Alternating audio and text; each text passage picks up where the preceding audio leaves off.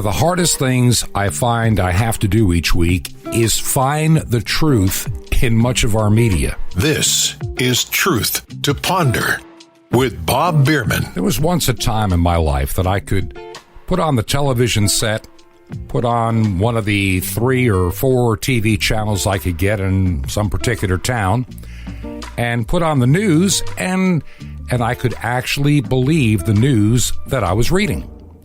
In other words, or seeing, or hearing. There was a time in my lifetime when accuracy in news was actually important. Today, not so much. Today, I'm learning as I read and study, and I shared this on the program this week. By the way, this is also the weekend edition, so a number of you listening may not have heard what I've said earlier on the weekday program. But I can remember when journalism was an actual art, was a real profession. Today, it's a disaster. Today, it's an embarrassment. Today, it is agenda-driven. Today, it is dishonest. It's no other way to put it. I can remember back in the 1970s when I first started out. I remember taking a journalism class, and we were given some facts, and we had to do a little interview and then write a story. And the idea was to see if we could get factual information, be able to remember it, make the proper notes, and write an accurate story. It's not as easy sometimes as it sounds.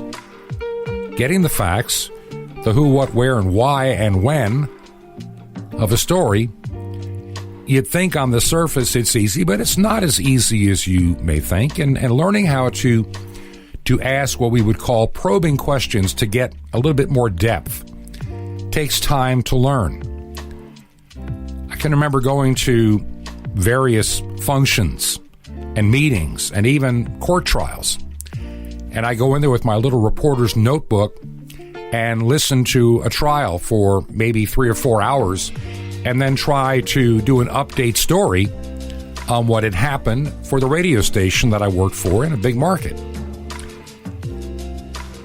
It takes time to learn that. Today, accuracy doesn't mean anything in journalism. They don't care. They are more NBC, ABC, CBS, CNN, MSNBC, all of them, they're driven by only one thing, an agenda.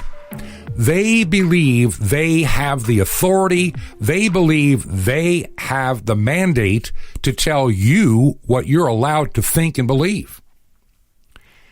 If somebody says there's voting fraud, well, they'll tell you that there's no evidence of voting fraud. Don't believe it. Joe Biden is president. He's the president-elect. Get used to it. And how fast after 20 years they forget. 37 days of Al Gore's team in 3 counties in Florida fishing for votes. Not in the entire state, but just in 3 counties for 37 days.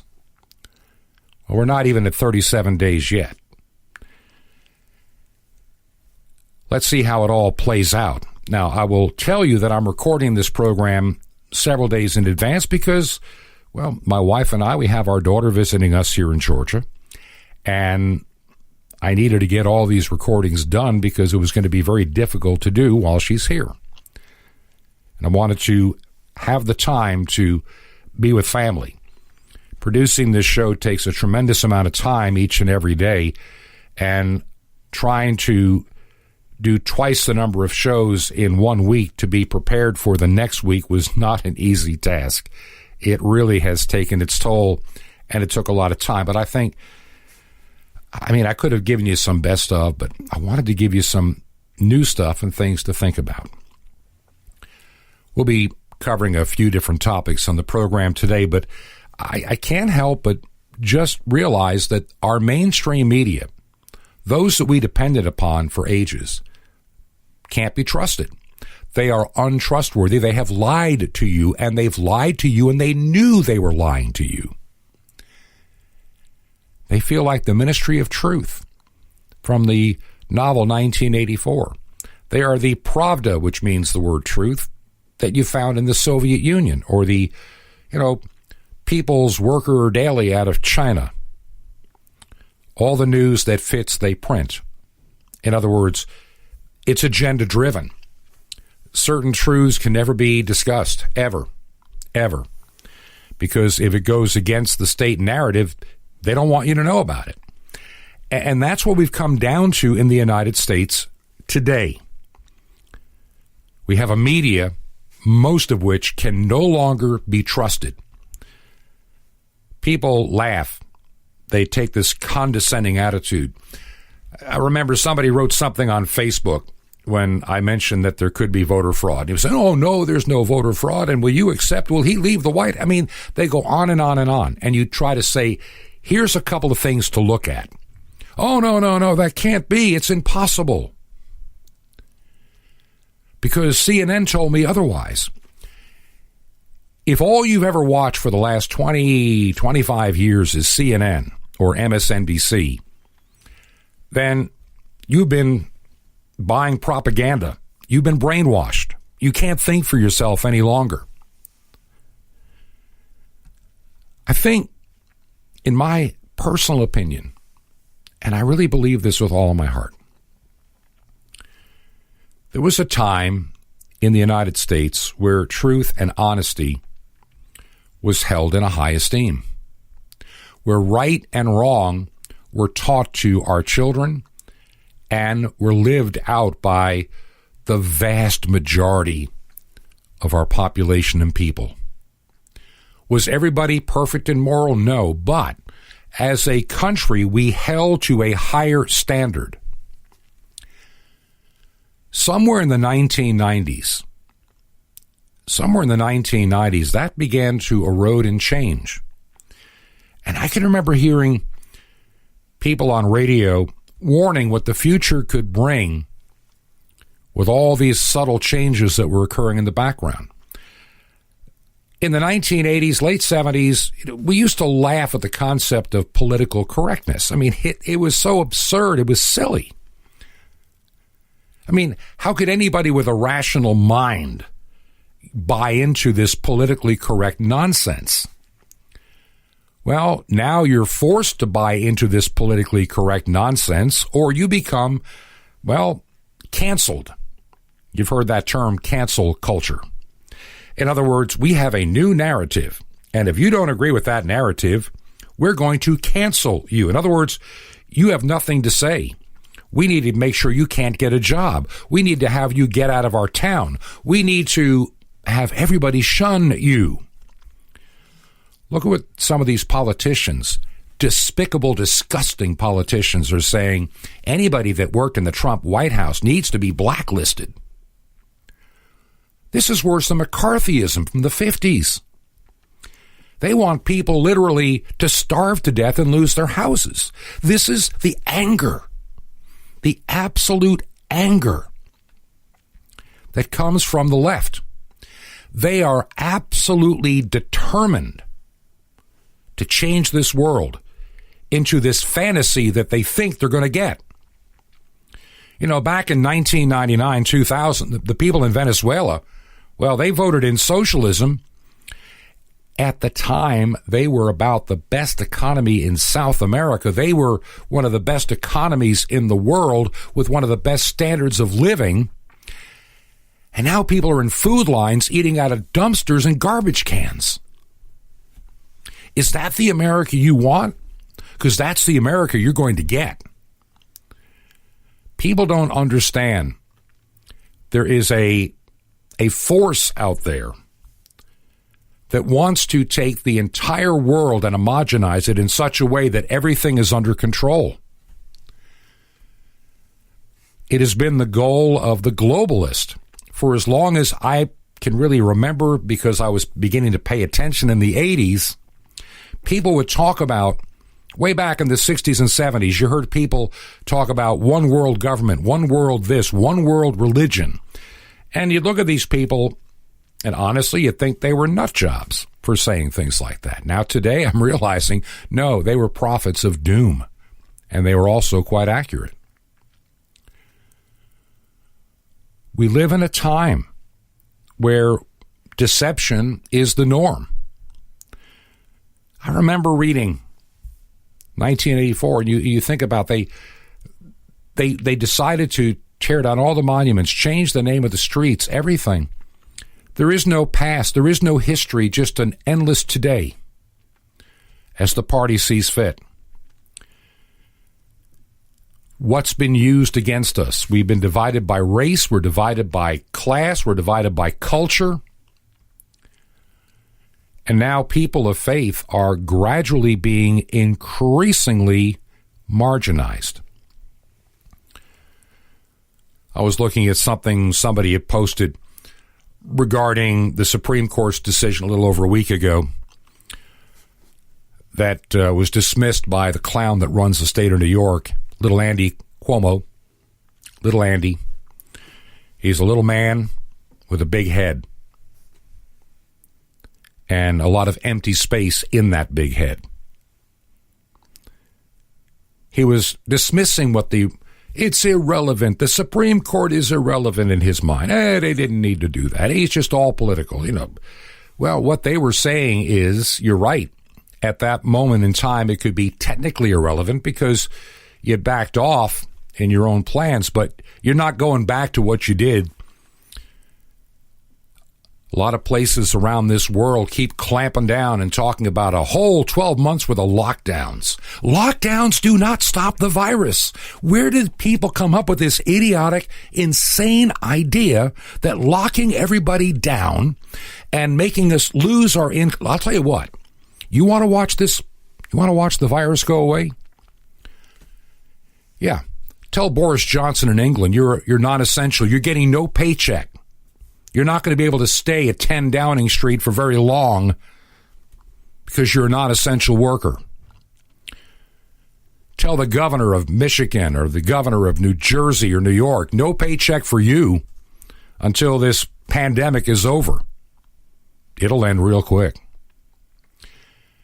People in government, I will tell you right now, and this really bothered me a little bit. Remember, I came out of retirement earlier this year to work in emergency management. This is at the very beginning, before we even had the terms lockdown and all that. We were told we're going to have 3,000 dead bodies stacked up by the month of May. And I'm getting there in March, end of February, early March. In 2.5 months, man, we're going to have all these dead people. And our hospitals would be just overwhelmed. We're looking for buildings. We're looking for places to put people that are sick, to isolate people so we don't spread the virus. We worked hard. We spent a lot of money prepping for what we were told by the WHO, what we were told by the Imperial College, all the experts that have driven this train down the track. Did everything we were told to do. Did 3,000 people die? No. We claim 50-something. That's right, 50-something, not 3,000. And I can assure you that even among those 50 at the time that I left, there may be considered a few more by now. I'm sure. I hadn't looked lately. We were learning really quick. These really weren't, quote, COVID deaths. They really weren't. John Hopkins had a study that came out, but it goes against the established narrative. You can't have this established narrative, upset. You can't say anything that goes against the narrative. We have the virus. We need to lock down. We need a vaccine. We need to track and trace where people go. We can't let people have freedom any longer. We have to lock them down. We have to chip them. We have to know what their health is to walk into a movie theater, to go to a concert, to come to even a grocery store. Yeah, that day is coming sooner than you think. In this new world order, we've been led to believe that all these people, I remember this scene. We were told, and I remember seeing this right before I agreed to come and do this work, or back earlier in the year, from China. They're showing people walking and collapsing and dying in the street. You remember that video? If you saw it? We had people in this country, especially those that are maybe over 70, seeing that. And they're in panic mode. We're going to die. We're going to die. We're going to die. Look at this. In China, they walk down the streets and they just collapse and fall over dead. Oh, the virus. It's going to kill us. The virus. The pandemic. Then CBS showed some video of an emergency room area that has an ICU unit, real small one, and everybody's running around like, chickens with their heads cut off kind of scenario, just in every direction. They're overwhelmed. They don't know how to deal with this. This virus is going to just destroy this hospital and everybody's going to die. You remember that? CBS put it on, trying to imply that was happening in the United States. Turned out to be a little bit of video from a small hospital in a countryside area in Italy. Remember, in a socialist-type medicine country, and for those that didn't hear it on an earlier program, there was a story that came out of Canada about this one hospital talking about, well, if we have any more corona patients come in, we're going to have to shut down elective surgeries again.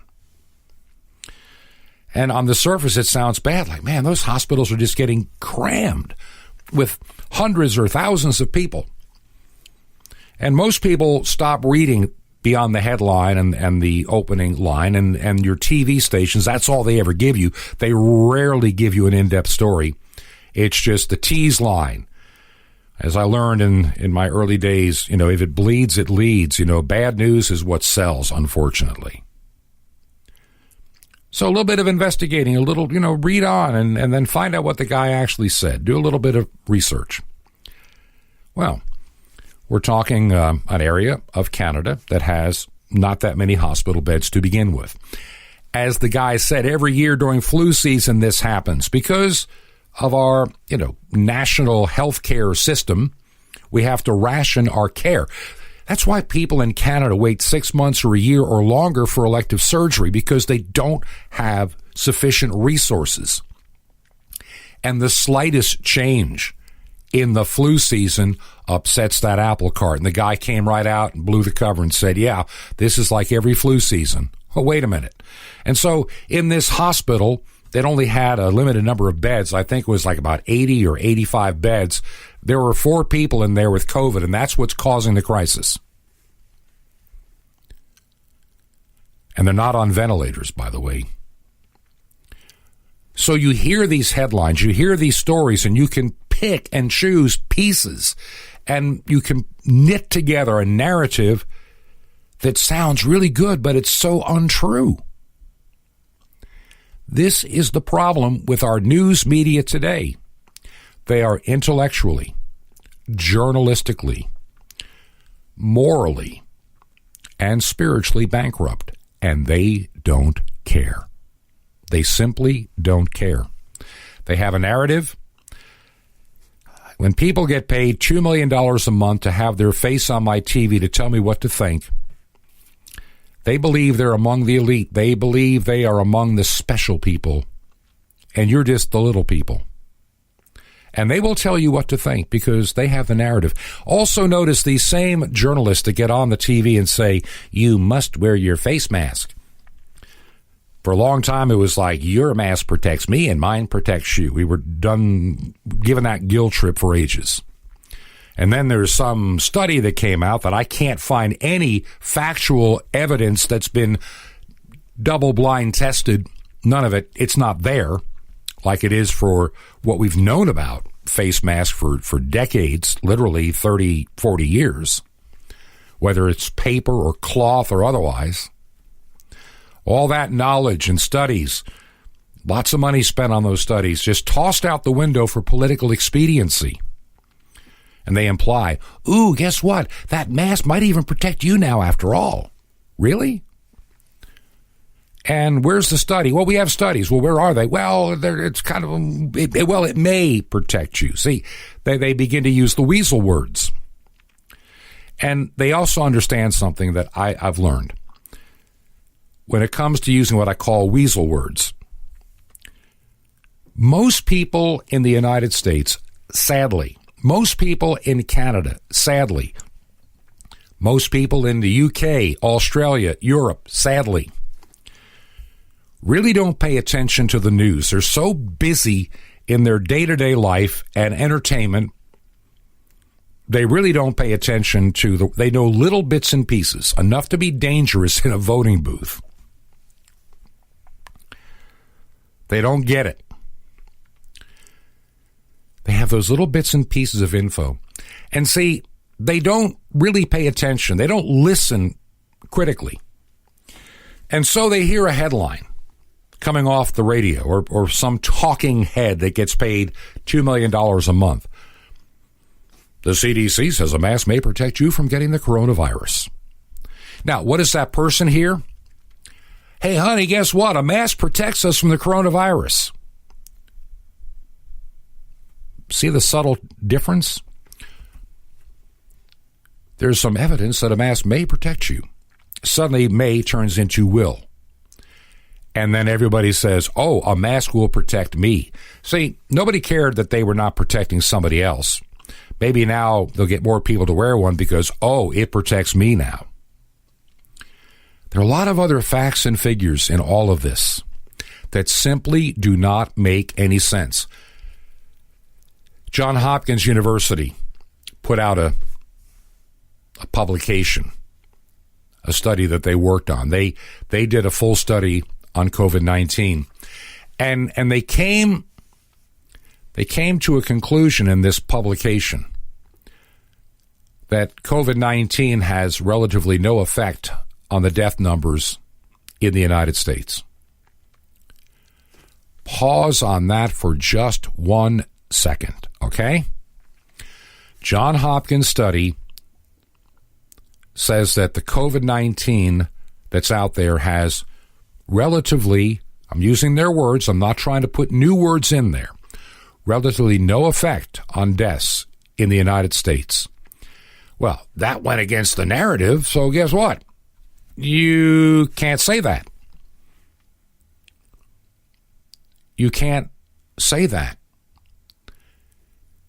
We talk about 260,000 people supposedly have died of this in the United States. And, you know, when you look starting in February and ending, you know, by October, and you look at the total death per age category up and down, when they occurred, the number of people that died, you know, in a typical week, you know, total deaths per week, okay? And then you can do it by category. And it shows everybody, you know, in their age brackets, whether you're 14 and under, 15 to 24, 25 to 34, 35 to 44, and so on it goes. On average, in the United States, typical week, 62,374 people die in the United States. Hear what I just said? 62,374 people die of something in the United States. See, conventional wisdom is that COVID has caused all these thousands of deaths and a million point something, heading toward 2 million. And this perception has been directly challenged by this study that came out in November, early, you know, right back on the 22nd of November. And it got published, and oh man, you can't, that's dangerous. You can't, Twitter would call that dangerous. Oh, it's dangerous information. You can't know the truth. The truth is dangerous. Just like knowing about a lawsuit filed by Sidney Powell in the state of Georgia. Twitter shut that down as dangerous information. Dangerous? This is what communists, this is what tyrants, this is what tin-horned dictators do. They call truth dangerous. Dangerous. Twitter is an arm of a satanic cult as far as I'm concerned, and their leader looks, the guy that runs the place, I can't tell if he's a meth addict or on drugs. I've gotten where I don't even use Twitter anymore. It's just a waste of my time. because they're clamping down. You put anything of truth on there, it's dangerous. Truth is dangerous. That's what the Nazis said. Truth is dangerous. That's what the communist Chinese said. And how many millions died because they had to bury the truth? I'm telling you, I looked at that study. And I looked at the various times, looking over the weeks of up and down deaths and the age brackets and everything else. And you look at prior years. And this thing is just, it's amazing that the reason we have a higher number of reported COVID-19 deaths, well, is simply because every day people in the United States die in a higher number than younger individuals. I'm in my 60s, and I'm realizing that there's a lot more of my life behind me than there is ahead of me. I get it. I mean, I could die of something this week, next week, or next year. I could have heart disease. I could have cancer. Who knows? My kidney could shut down, my kidneys. I mean, you get to a point. I know that maybe I'll enjoy my 70s, but, for a lot of people, the 80s are a difficult time. When you analyze the various deaths back in 2018 and 19, there's a pattern of seasonal increase in the total number of deaths resulting from death by all causes. And the top three during certain times of the year are heart disease, respiratory disease, influenza, and pneumonia. And so I'm looking, when you compare the period of 2020 to last year or the year before, you notice that instead of the expected dramatic increases because of COVID, even in the graph, there's a decline in deaths observed for all the other causes. Do you understand what's going on here? I saw someone that made a little posting on Facebook, kind of someone I don't really know that well, but it was like, oh, I lost 2 friends to COVID in this past month. And you don't want to write the person and say, well, are you sure? How old were they? Or you don't want to know. I've had some cases where I've found that out, where someone said they lost somebody due to COVID. Then because I know them well enough, you do a little bit of research, and declaring it COVID could be very questionable. Hate to say it, but it's true.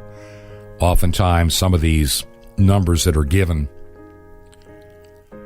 patients who never test positive for COVID-19 somehow get COVID-19 as their cause of death on their certificates. Saw a lot of that happening.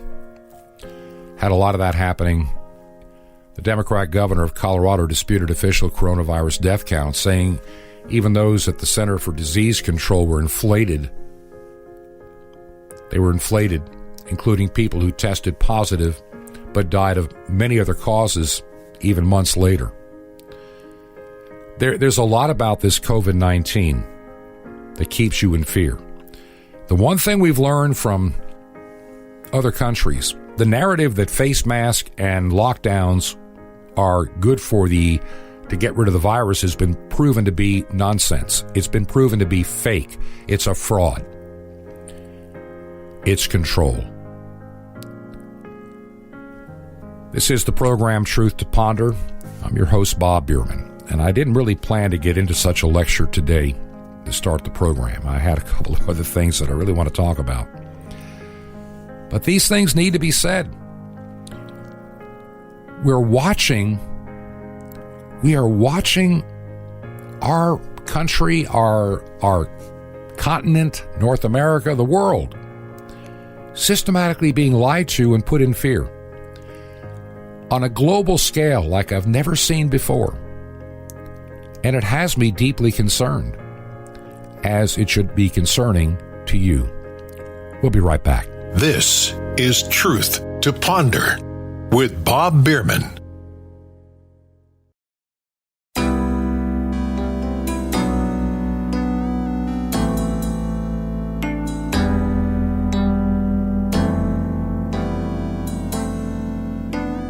This is Truth to Ponder with Bob Bierman. And welcome back to part 2 of Truth to Ponder for this Friday and for this weekend, depending on where you're listening. I want to admit to you up front, I had to record this program a little bit farther in advance than I normally would do because my wife and I are actually having some family spending some time with us here in the mountains, and I didn't want to take away from that time. We don't get a chance to see him that often. So we wanted to get this program recorded in advance. So if there's anything that's maybe a little bit dated, I don't think there is. I'm trying to be very careful with staying with topics that are on target, for the next several weeks. We talk about this pandemic and all the fear and all the lockdowns and all the misinformation and phony video that we saw at the beginning of the pandemic. You remember that? People collapsing in the street, hospitals just pressed to the limit. Remember the boat being sent, the Mercy ship sent all the way up to New York Harbor. Massive boat that is a floating hospital, never used, never needed. The Jacob Javits Center set up in Manhattan to take care of hundreds, if not thousands of people, never needed. This went on, and nobody ever addressed it.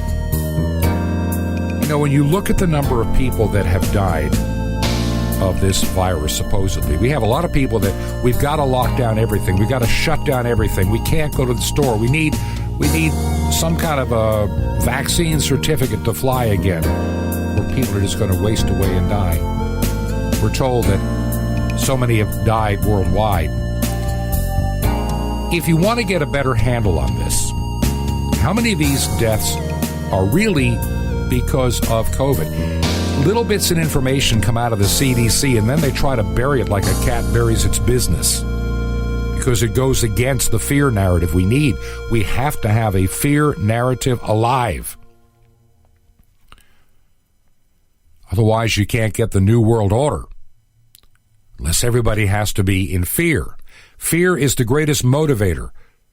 Every tin horn, despot, despicable dictator that ever ruled in this world used the same tools. Fear. Fear and more fear. And more fear again.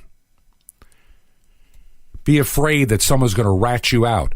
These governors who want people to snitch because people getting together, it's going to be a super spreader event. I had one person write something on Facebook that really just hit me, and I had to respond back.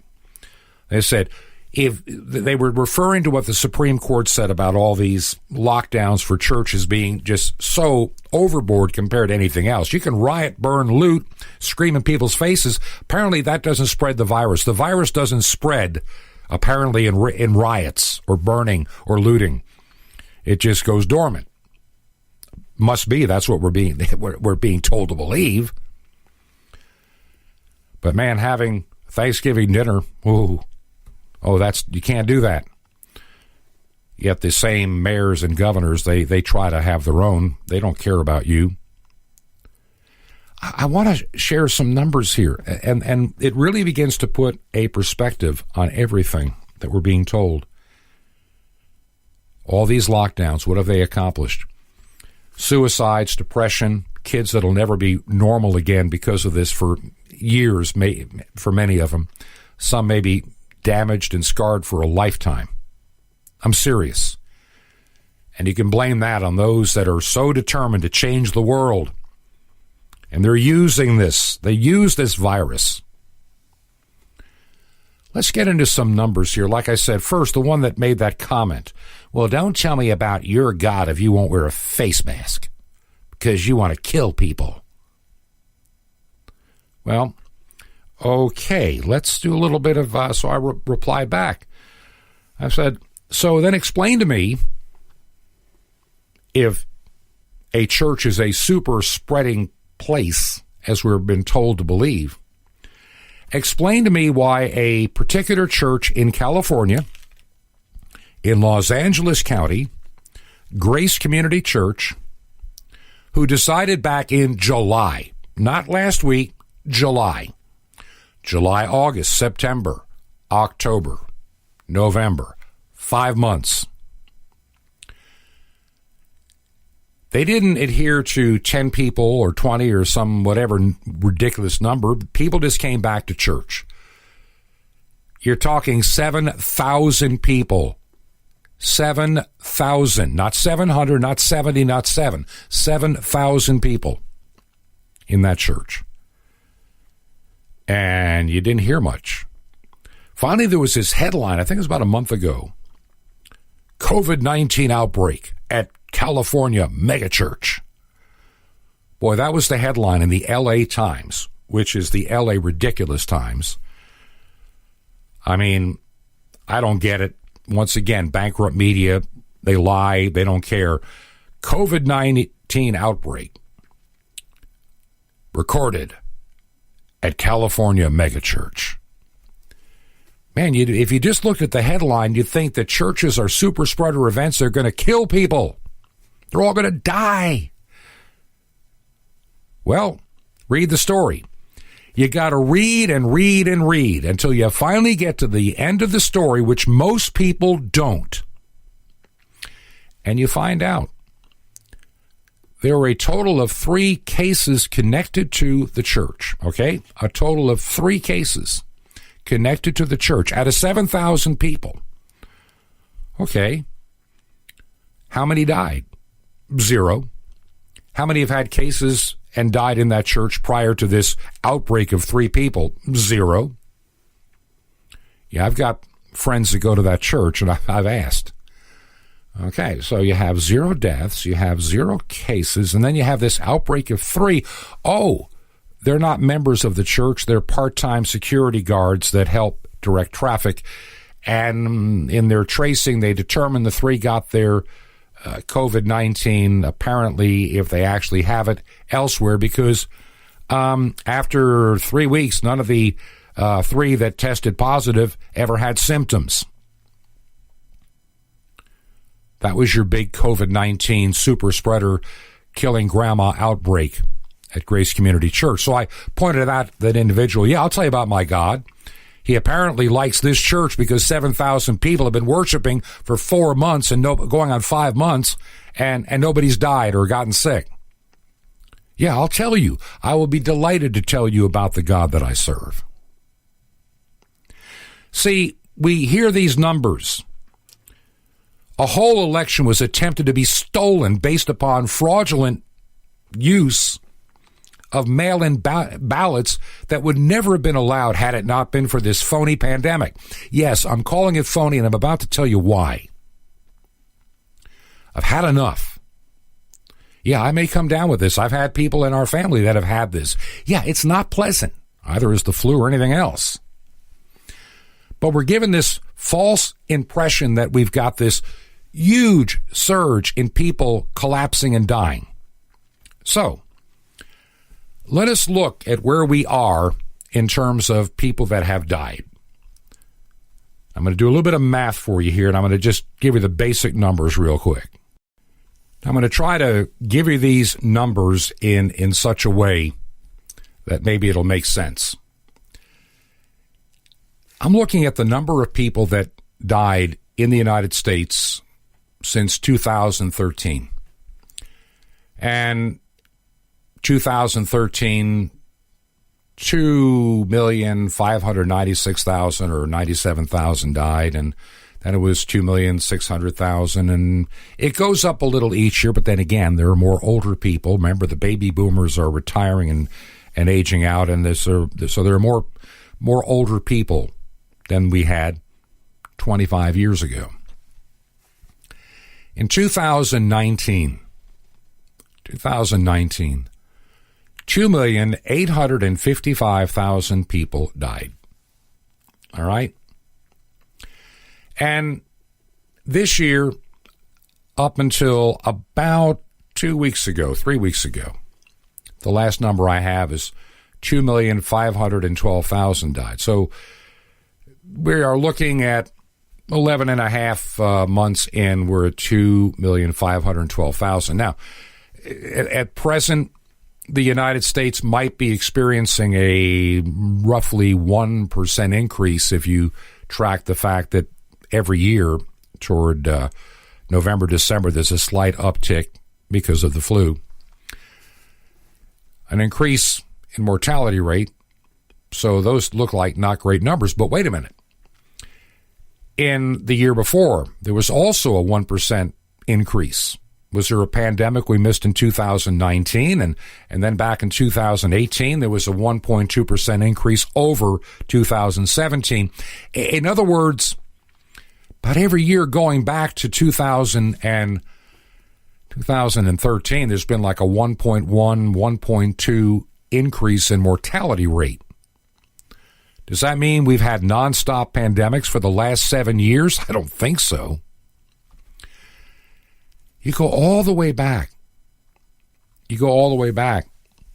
And to 2009, you had the same kind of things were going on. It isn't until you get before 2008 that there's a slight decrease. But then again, we have more people, and you get a different numbering. So when you look at the numbers, and I did this. So if you want to do just an average, you take that to the middle of November of this past month, that you were like at 2,500,000 as of the middle of November, and you divide that by 11.5, and then multiply that by 12. That gets you to like 2.6 million. If anything, we might end up being slightly behind 2019's deaths or close to it. But we do know that there's a slight uptick this time of the year. So this idea that we have all these additional deaths in this year aren't there. We're calling 250,000 and all these politicians, well, because of this guy, we killed 260,000 people that would be alive had it not been for... Wait a minute. Even the CDC came out, and this story got buried so quick that at best they could determine 94% of those that died allegedly of COVID had a bunch of other stuff going on, like pneumonia, the flu, heart disease, cancer. Those are comorbidities, not risk factors. These are life-threatening, life-taking conditions. And there's only about 6% they really can't quite account for. They're not sure.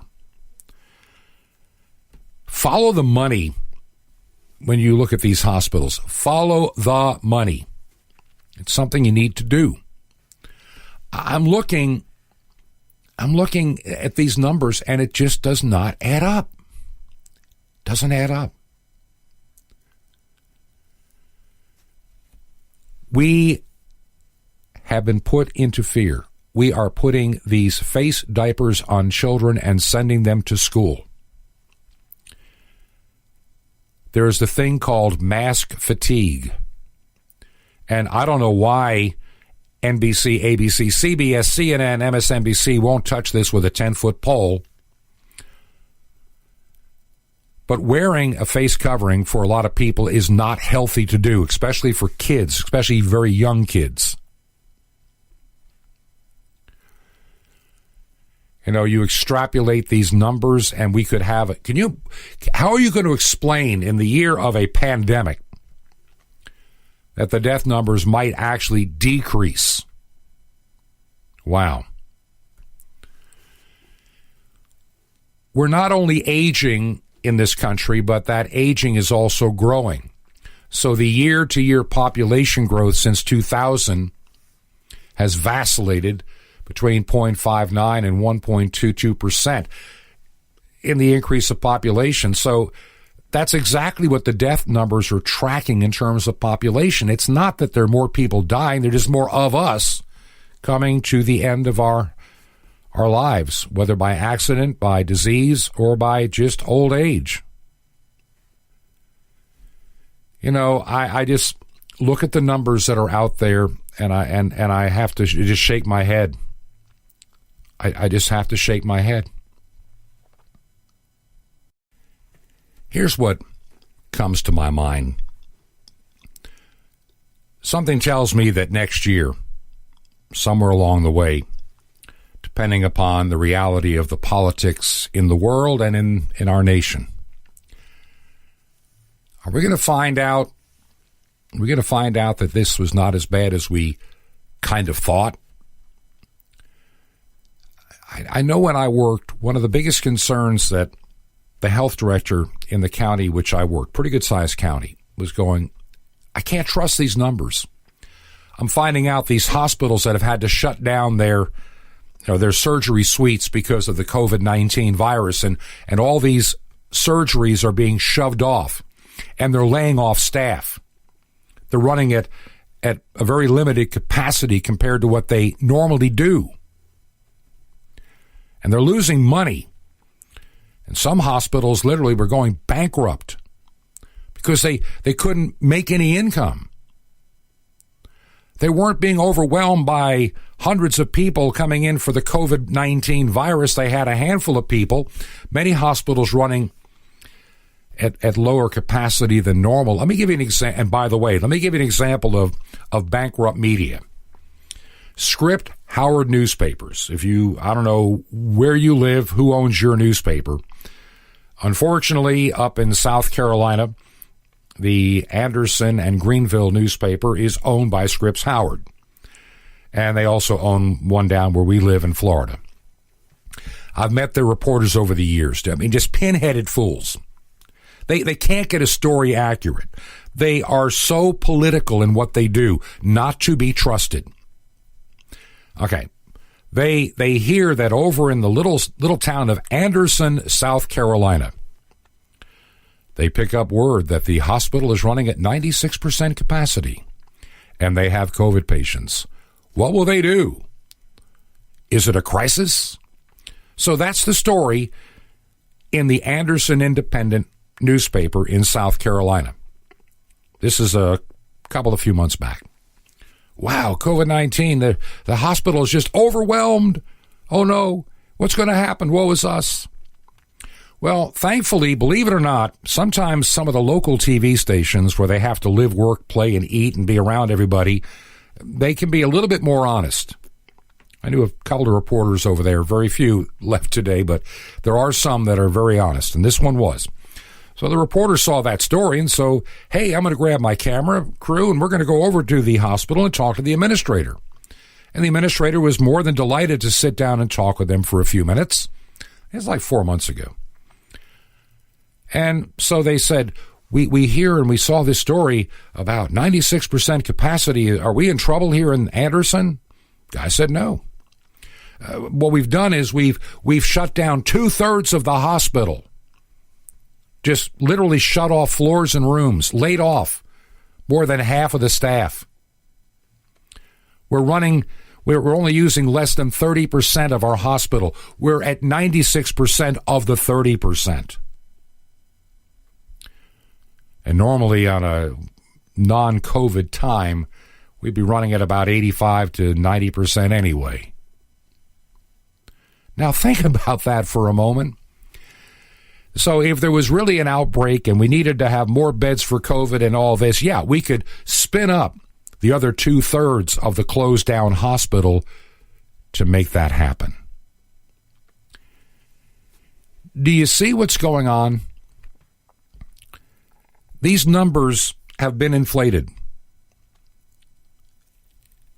Do I want to get the coronavirus? No. But are all these things we're doing really preventing it? I'm increasingly coming to the conclusion, no. And here's why. You remember back New York, good old Governor Andy, little Andy Cuomo, who kept shoving people back into nursing homes and killed them. We don't hear about that, but that needs to be addressed. He was surprised and could not understand. And he's doing this in a press conference. He goes, now that we're looking at the numbers, he said, I just don't understand this. The 2/3 of the cases were coming out of people that were locked down in their homes and not working. Wait a minute. How does that happen if we're locked away from the virus and it can't get to us? He scratched his head and goes, I don't get it. 2/3. What are we going to do? Let me give you one more number to think about. And this comes from that study that was from Johns Hopkins University. The one that they wanted to make disappear because it just destroys the narrative. This study said the trend in deaths is contrary to the pattern observed in all previous years. In fact, the total decrease in deaths by other causes, now listen to this carefully, the total decrease in deaths by other causes equals the increase in assumed deaths by COVID-19. Wait a minute. Everything else went down and only COVID went up and the numbers stayed the same. They conclude that the COVID-19 death toll in the United States is misleading and that deaths from other diseases are being categorized now as COVID-19. That's what our medical examiner was worried about back in March.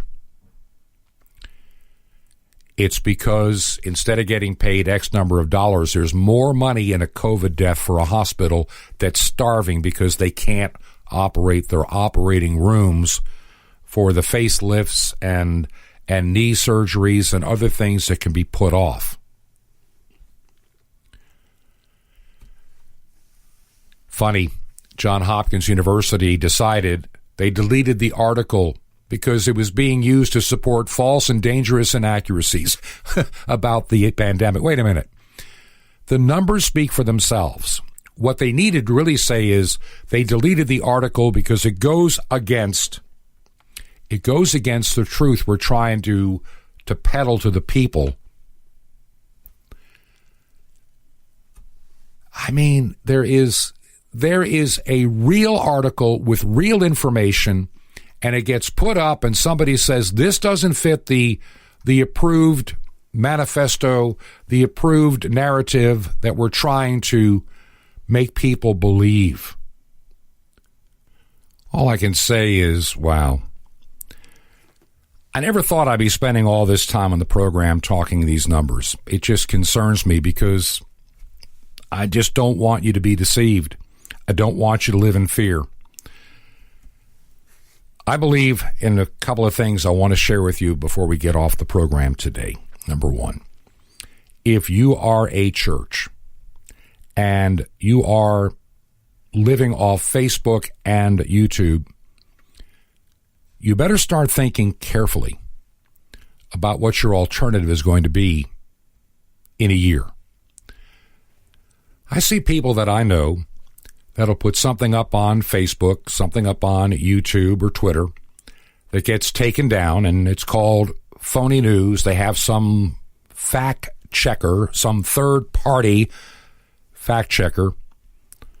The propaganda machine is what it is to decide. You know, Twitter, somebody put up just about the filing that was done in Georgia by Sidney Powell, the attorney. Oh, that was called dangerous news. You can't look at that on Twitter, so they banned it. Shut it down. You couldn't make the link work. Churches were singled out in many of the blue states for harsher lockdowns and restrictions than a bar or a protest or a lot of other stuff. It's amazing. And if we really accomplished anything compared to Sweden, we accomplished nothing except spread the misery longer, which I think was the design from the beginning. So you need to look for the other alternatives because Facebook is not going to be your friend. Guy put up something very truthful, accurate from the Constitution on Facebook, got banned for a month because it doesn't fit the narrative. And so he's a troublemaker, has to be silenced. This radio program, the whole idea is just to bring you information and truth you can use in your life. A lot of people have been supporting it to keep it on shortwave financially, and I want to thank you. I don't make any money for doing the program. I don't need to. But the shortwave airtime is expensive, and it's more than I can personally handle. So any help you can give is appreciated. My ministry is called, my parent to this is called Ancient Word Radio. And if you want to help, you can write a check to Ancient Word Radio. Mail it to me at 21 Berkshire, Berkshire, 21 Berkshire Lane, number 263, in Sky Valley. 2 words, Sky and Valley, Georgia, zip code 30537. That address, once again, we are Ancient Word Radio. Maybe next week I'll tell you more about some of the other projects and online stations I'm trying to put together. Ancient Word Radio, and you can reach us at 21 Berkshire Lane, number 263, in Sky Valley, Georgia, 30537. Didn't think I'd be talking about what I did, but just something hit me as I got before the microphone, and I just realized I needed to share something that gives you some encouragement. And now, until we meet again, may God richly bless you is my prayer. This has been Truth to Ponder with Bob Bierman. To find out more, visit our website, truth2ponder.com.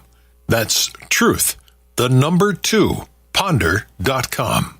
Truth to Ponder, shining the light of truth in a darkening world.